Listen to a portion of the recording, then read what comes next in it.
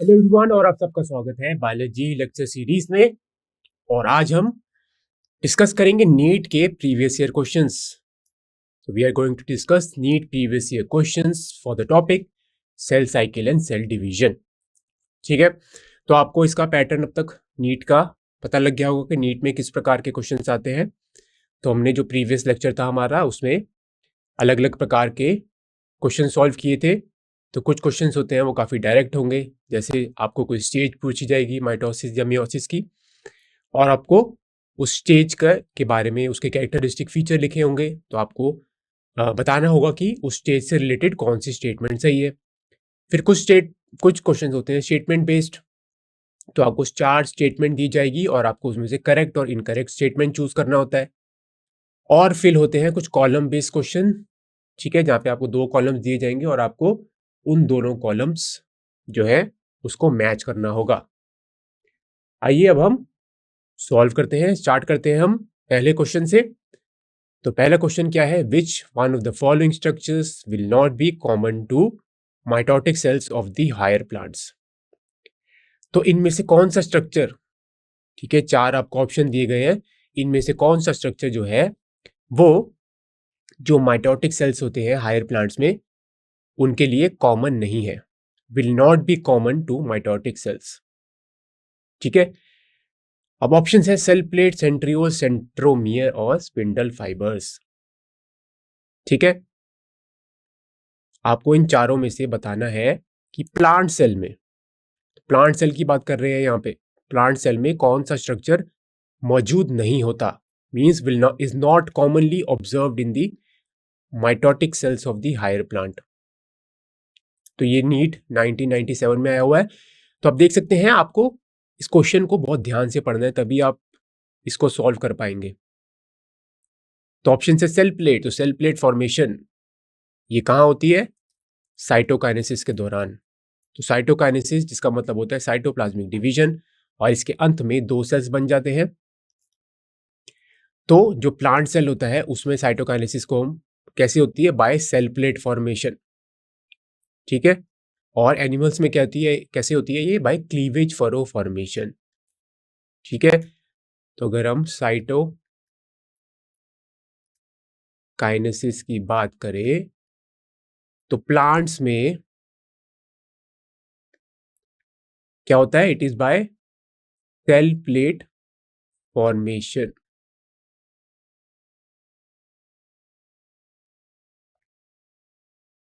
और एनिमल्स में it is by cleavage furrow, by cleavage furrow method. अब बात कर रहे हैं सेंट्रियोल की, तो सेंट्रियोल्स ज्यादातर कहाँ मौजूद होते हैं, ये एनिमल सेल्स में मौजूद होते हैं। ठीक है, सेंट्रियोल्स ये कहाँ मौजूद होते हैं, centrioles are present within the centrosome, और ये ज्यादातर एनिमल सेल्स में पाए जाते हैं। तो दे आर प्रेजेंट, कहाँ मौजूद होते हैं, they are present within the centrosome. ठीक है, उसके बाद सेंट्रोमियर, सेंट्रोमियर आपको पता है, इससे जो सिस्टर क्रोमेटिड होते हैं वो आपस में जुड़े होते हैं, किसकी वजह से, सेंट्रोमियर की वजह से। ठीक है, तो sister chromatids are attach together by a centromere. तो सेंट्रोमियर कैसा होता है, तो अगर हम क्रोमोसोम बनाते हैं ऐसे, ठीक है, तो ये क्रोमोसोम है, तो सेंट्रोमियर होता है ये सेंटर का पार्ट जो होता है, जहां से दोनों सिस्टर क्रोमेटिड आपस से अटैच्ड होते हैं। तो ये दोनों जो होते हैं इनको हम बोलते हैं सिस्टर क्रोमेटिड।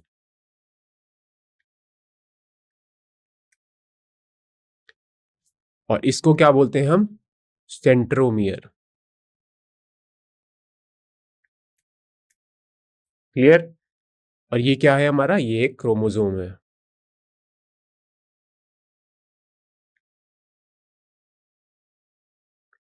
ठीक है, क्लियर? आपको सेंट्रोमियर पता लग गया अब क्या होता है। अब स्पिंडल फाइबर्स भी आपको पता है, स्पिंडल फाइबर्स जो होते हैं वो माइक्रोट्यूब्यूल्स के बने होते हैं। तो स्पिंडल फाइबर इस सेंट्रोमियर में कुछ रीजन्स होते हैं काइनेटोकोर उससे अटैच करते हैं। तो सेंट्रोमियर को अगर हम एनलार्ज व्यू बनाए, सपोज ये सेंट्रोमियर है, ठीक है, इसके अंदर दो रीजन्स मौजूद होते हैं जिसे हम कहते हैं काइनेटोकोर, और इससे स्पिंडल फाइबर अटैच्ड होते हैं। तो spindle fibre attached at a region which is present within the centromere that is known as the kinetochore। तो ये जो राउंड स्ट्रक्चर्स मैंने बनाए हैं ये दो क्या है, ये है काइनेटोकोर। काइनेटोकोर ये किस में मौजूद होते हैं, सेंट्रोमियर में। और ये रहा सेंट्रोमियर, ठीक है, क्लियर है। तो इसका आंसर क्या होगा, आपको इसका आंसर अब पता होना चाहिए। इसका आंसर है option number B, centriole. Centriole plant cells में मौजूद नहीं होता। तो आप देख सकते हैं plant cell do not have centrioles and centrioles are involve in organising the spindle fibre. Centriole का रोल क्या होता है, तो सबसे पहले आपको पता होना चाहिए सेंट्रियोल सेंट्रोजोम में मौजूद होते हैं and centrioles are involve in organising the spindle fibres, ठीक है, ड्यूरिंग दी सेल डिवीजन। अब सेल प्लेट कब बनती है, साइटोकाइनेसिस के दौरान, और ये कहां बनती है, इन प्लांट सेल में। साइटोकाइनेसिस सेल प्लेट फॉर्मेशन के द्वारा होती है। अब सेंट्रोमियर आपको मैंने बताया, it holds the sister chromatids in a chromosome together and spindle fibres appear during the metaphase stage, ठीक है, ऑफ कैरियोकाइनेसिस। तो कैरियोकाइनेसिस डिवाइडेड होता है प्रोफेज, मेटाफेज, एनाफेज और टीलोफेज, ठीक है। तो स्पिंडल फाइबर मेटाफेज फेज के दौरान, ठीक है, अपीयर होते हैं, और फिर ये एनाफेज में क्या होता है, ये दोनों, अगर हम माइटोसिस की बात करें तो ये जो क्रोमैटिड्स होते हैं सिस्टर क्रोमैटिड, उसकी सेपरेशन करते हैं। तो separation of sister chromatids during mitosis takes place during anaphase. Meiosis की बात करें तो वहां क्रोमोसोम की सेपरेशन होती है, that also takes place in the anaphase, ठीक है, या एनाफेज 1 भी आप उसे कह सकते हैं। अगला क्वेश्चन क्या है, अगला क्वेश्चन है विच of the following options give the correct sequence of events during mitosis. तो माइटोसिस के दौरान, ठीक है, कौन कौन सी इवेंट्स होती हैं, तो उसके बारे में आपको बताना है। विच of the following sequence of events occur during the mitosis. तो माइटोसिस आपको पता होना चाहिए क्या होता है, इक्वेशनल डिवीजन, ठीक है, it is also known as equational division, क्योंकि यहाँ पे जो क्रोमोसोम का नंबर है वो सेम रहता है। तो अगर ऑर्गेनिज्म है डिप्लॉयड तो वो डिप्लॉयड ही रहता है आफ्टर माइटोसिस। तो माइटोसिस की क्या फेजेस होती हैं, पहले होता है इंटरफेज, फिर होता है एम फेज, ठीक है। हम यहाँ पे एम फेज की बात करें तो ये जो सारे इवेंट्स होते हैं ये एम फेज के दौरान होते हैं, और एम फेज को हम क्या कहते हैं, माइटोटिक फेज भी। एम फेज को हम कहते हैं माइटोटिक फेज, क्लियर। नेक्स्ट, अब देखते हैं ऑप्शंस क्या है। कंडेंसेशन, ठीक है, कंडेंसेशन कहाँ होती है, प्रोफेज में। न्यूक्लियर मेम्ब्रेन डिसेंबली, ये भी प्रोफेज में होती है, ठीक है। फिर अरेंजमेंट एट द इक्वेटर, ये होती है मेटाफेज में। फिर सेंट्रोमियर डिवीजन, सेग्रीगेशन, ये कहाँ होती है, एनाफेज, ठीक है। फिर अंत में क्या होता है, टीलोफेज। तो पहली स्टेज क्या होती है, प्रोफेज, फिर होता है मेटाफेज, फिर होता है प्रोफेज, मेटाफेज, एनाफेज, और फिर होता है टीलोफेज। तो प्रोफेज में जनरली क्या होता है, ठीक है, मेन पॉइंट्स हम लिख लेते हैं। प्रोफेज में होता है, तो हम यहां पे लिख लेते हैं इसको, प्रोफेज को हम पी लिख रहे हैं। यहां पे कंडेंसेशन होती है, condensation of the chromosome,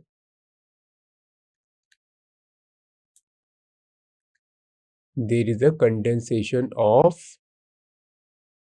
chromosome, ठीक है, इसके अलावा न्यूक्लियर मेम्ब्रेन डिसअपियर हो जाती है।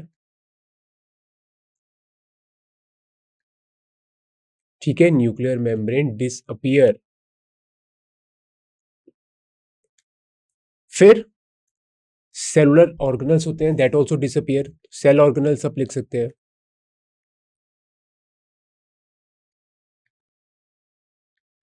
वो भी डिसअपियर हो जाते हैं।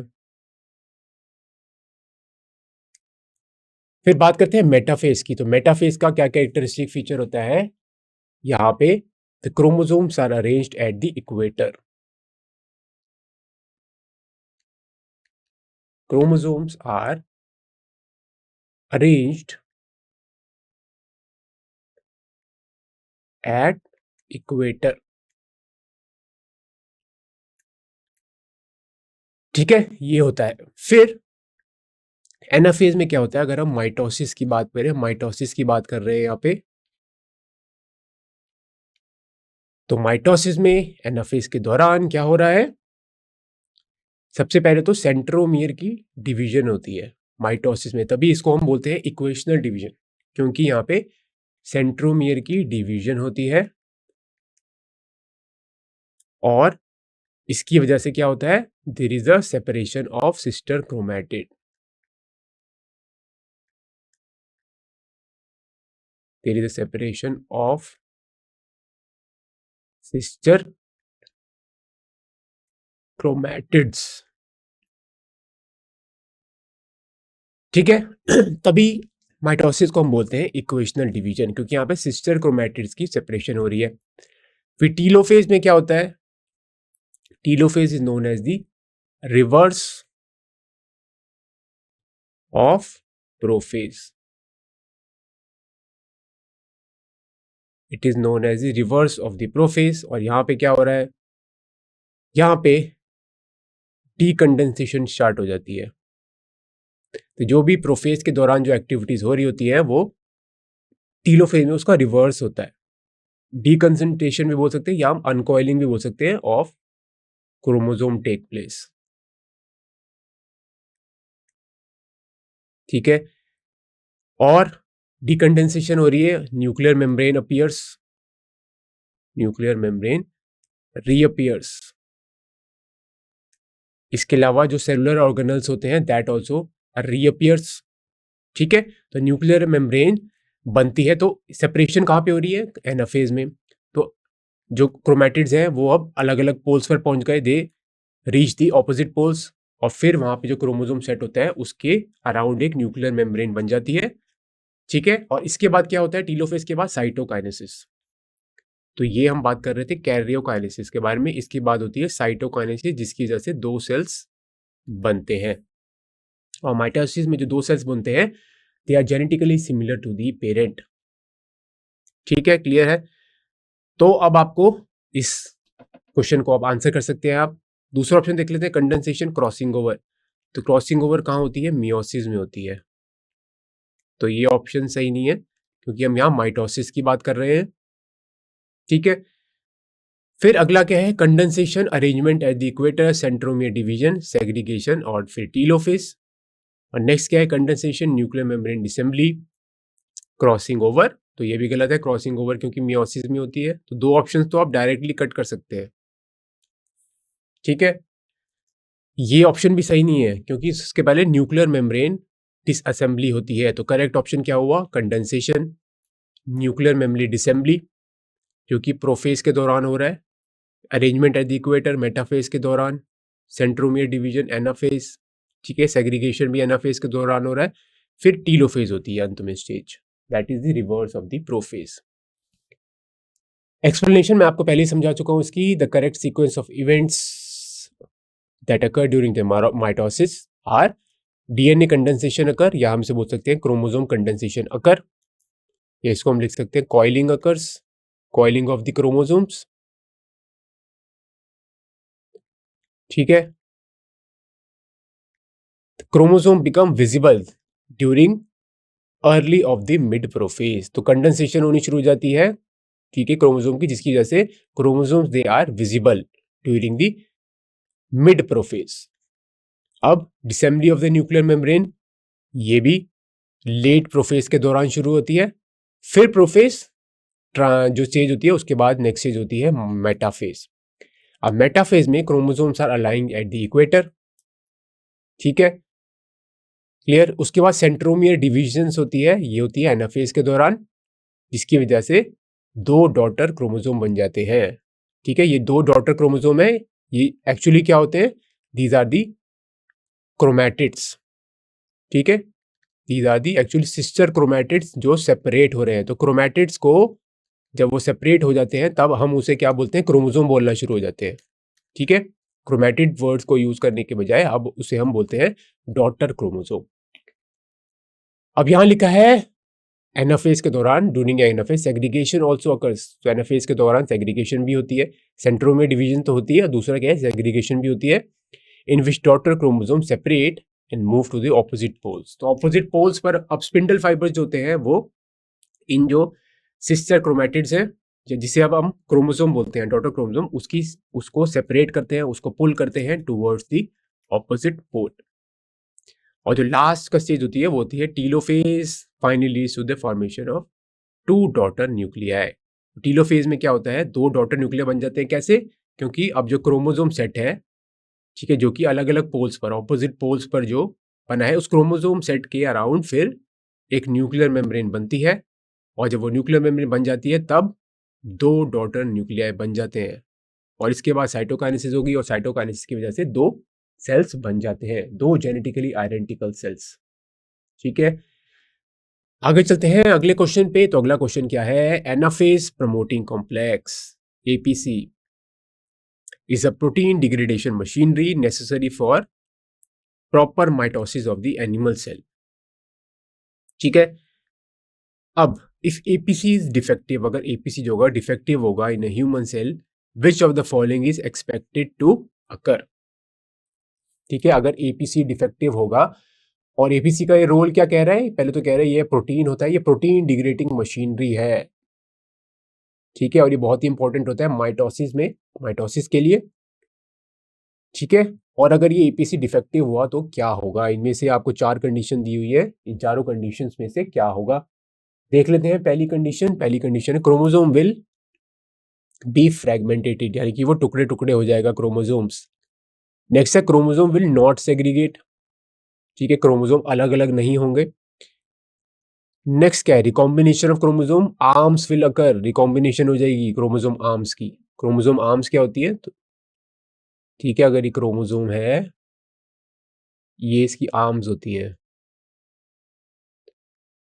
तो recombination chromosome arm will occur, और क्रोमोसोम विल नॉट कंडेंस, उसकी कंडेंसेशन नहीं हो पाएगी, ठीक है। इसका आंसर देख लेते हैं, इसका आंसर है क्रोमोसोम विल नॉट सेग्रीगेट। तो आपको पता है एनाफेज के दौरान क्या क्या इवेंट्स होते हैं। तो एनाफेज के दौरान पहले तो सेंट्रोमियर डिवीजन,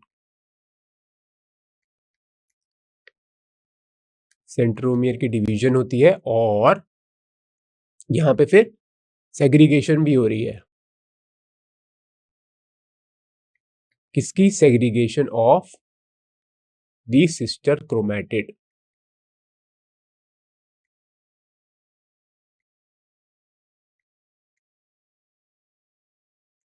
ठीक है। अब एक्सप्लेनेशन देखते हैं इसकी। ड्यूरिंग एनाफेज क्या होता है, एनाफेज प्रमोटिंग कॉम्प्लेक्स, ठीक है, ये एक प्रोटीन है necessary for separation of the daughter chromosome. तो APC is involve in the separation of the daughter chromosome, या आप इसको बोलते हैं क्रोमैटिड्स, ठीक है, क्रोमैटिड्स की सेपरेशन होती है ड्यूरिंग माइटोसिस। अगर एपीसी डिफेक्टिव होगा, if APC is defective, then chromosome या chromatid will fail to segregate during the anaphase. अब the APC gene provides instruction for making the APC protein. तो एक एपीसी जीन होती है जो कि एपीसी प्रोटीन बनाने के लिए इंस्ट्रक्शंस देती है, ठीक है, and which plays a crucial role in several cellular processes. Now the APC protein act as a tumour suppressor, which means that it keeps cell from growing and dividing too fast or in an uncontrolled way। तो APC जो protein होता है इसका क्या function होता है, पहले तो it is involve in the segregation of the daughter chromosome या segregation of the sister chromatid. और इसके अलावा क्या करता है, ये जो अनकंट्रोल ग्रोथ होती है, ठीक है, या जो बहुत ज़्यादा फास्ट ग्रोथ होती है सेल्स की, उसको भी ये सप्रेस करता है। ठीक है, तो इसे हम ट्यूमर सप्रेसर कहते हैं। ये अनकंट्रोल ग्रोथ को चेक करता है। ठीक है, and it acts as a tumour suppressor. तो आपको पता है ट्यूमर या कैंसर में क्या होता है, there is an uncontrol growth of this cell. Cell divide ही करता रहता है और वो फिर कैंसर सेल उसको बोलते हैं हम। ठीक है, वो ट्यूमर बना देता है। तो एपीसी प्रोटीन है जो सेल की अनकंट्रोल ग्रोथ है उसको चेक करता है। नाउ नेक्स्ट क्या है, people with mutation in the APC gene. ऐसे इंसान, ऐसे पर्सन्स जहां पे एपीसी जीन म्यूटेटेड है, हैव फेमिलियर एडिनोमेटस पॉलीपोसिस। ठीक है, एफएपी और एटीन्यूएटेड एफएपी। ठीक है, now you have an increase chance to develop a multiple gastrointestinal polyps, colorectal cancer and possibly other cancer. तो अगर ईपीसी जो है वो अगर डिफेक्टिव होगा तो आपको अलग अलग प्रकार के कैंसर हो सकते हैं। ठीक है, क्योंकि हमने पढ़ा जो एपीसी प्रोटीन है, it is a tumour suppressor.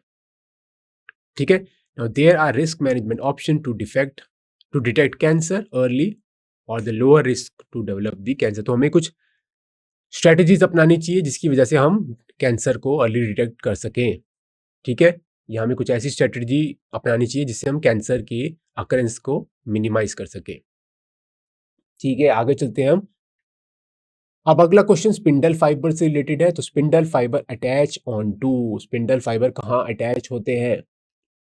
पहला ऑप्शन है telomere of the chromosome, second option है kinetochore of the chromosome, third option है सेंट्रोमियर ऑफ द क्रोमोसोम और चौथा ऑप्शन है काइनेटोसोम of the chromosome.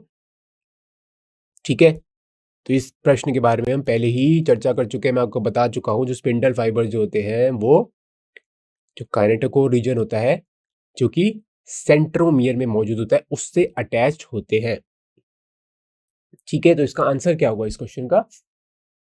Kinetochore of the chromosome, kinetochore में attached होते हैं। मैंने आपको बताया था पहले कि अगर ये सेंट्रोमियर है, ये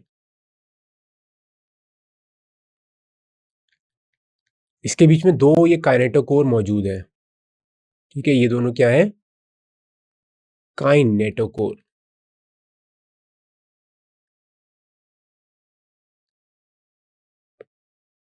क्लियर है? अब यहां पर स्पिंडल फाइबर अटैच्ड होते हैं।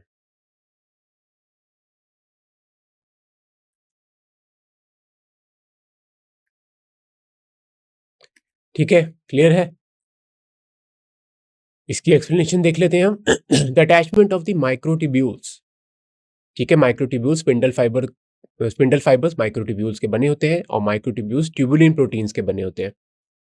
ठीक है, attachment of the microtubule to the chromosome is mediated by kinetochore, यानी कि माइक्रोट्यूब्यूल्स जो है जो कि स्पिंडल फाइबर बनाते हैं ये काइनेटोकोर से अटैच्ड होते हैं। ठीक है, नाउ आगे क्या है, which actively monitor spindle formation and prevent premature anaphase onset during the mitosis. तो एनाफेज के दौरान क्या होती है? सेपरेशन होती है। तो ये जो स्पिंडल या काइनेटोकोर्स हैं ये, ठीक है, प्रीमेच्योर एनाफेज को ऑनसेट करने, यानी कि प्रीमेच्योर सेग्रीगेशन। ठीक है, जो कि एनाफेज के दौरान सेग्रीगेशन होती है, तो जो प्रीमेच्योर एनाफेज को आने से ये रोकते हैं। ठीक है,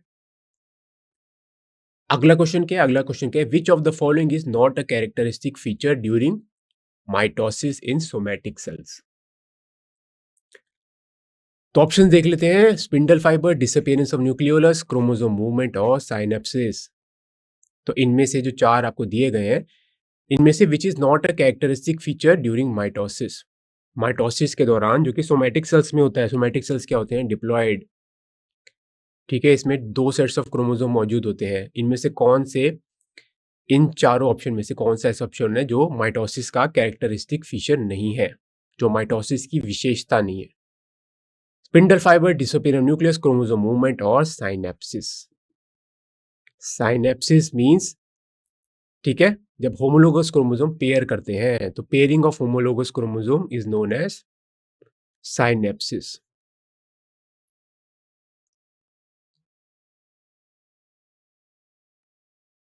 ठीक है,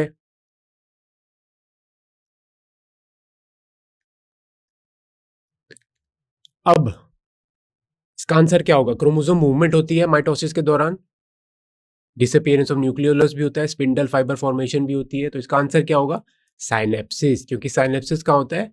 it happens during the meiosis, meiosis के दौरान साइनेप्सिस होती है, पेयरिंग ऑफ क्रोमोसोम होता है। ठीक है, इसकी हम एक्सप्लेनेशन देख लेते हैं। तो साइनेप्सिस का मतलब क्या होता है? Pairing of two homologous chromosomes that occur during the meiosis. It is known as the synapses. Now it allows matching up of homologous pairs prior to their segregation and possible chromosomal crossing over between them. Synapsis takes place during the prophase 1, ठीक है, of zygote of meiosis. तो देख लेते हैं, अगर हम meiosis की बात करें, मियोसिस में, ठीक है, दो मियोसिस होती है, मियोसिस 1 और मियोसिस 2। कोई मियोसिस 1 हो गई, फिर होता है मियोसिस 2। तो मियोसिस दो फेजेस में कंप्लीट होता है। मियोसिस 1 की क्या चीजें होती हैं? प्रोफेज, मेटाफेज, एनाफेज और टीलोफेज। तो ये हो गया प्रोफेज 1, मेटाफेज 1, एनाफेज 1 और टीलोफेज 1। इसी प्रकार से, ठीक है, क्या होता है? प्रोफेज 2, मेटाफेज 2, एनाफेज 2 और टीलोफेज 2। अब मियोसिस 1 से पहले क्या होता है? Interphase 1,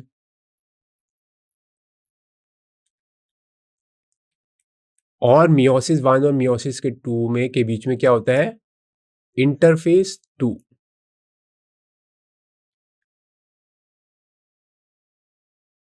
also known as interkinesis.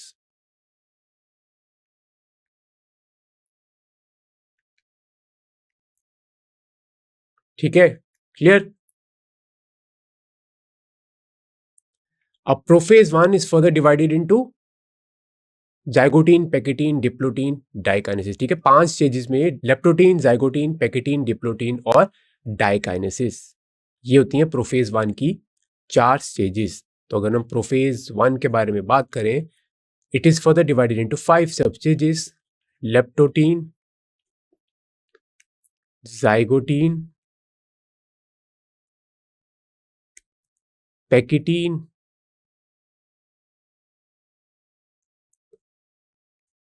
Diplotene और डायकाइनेसिस।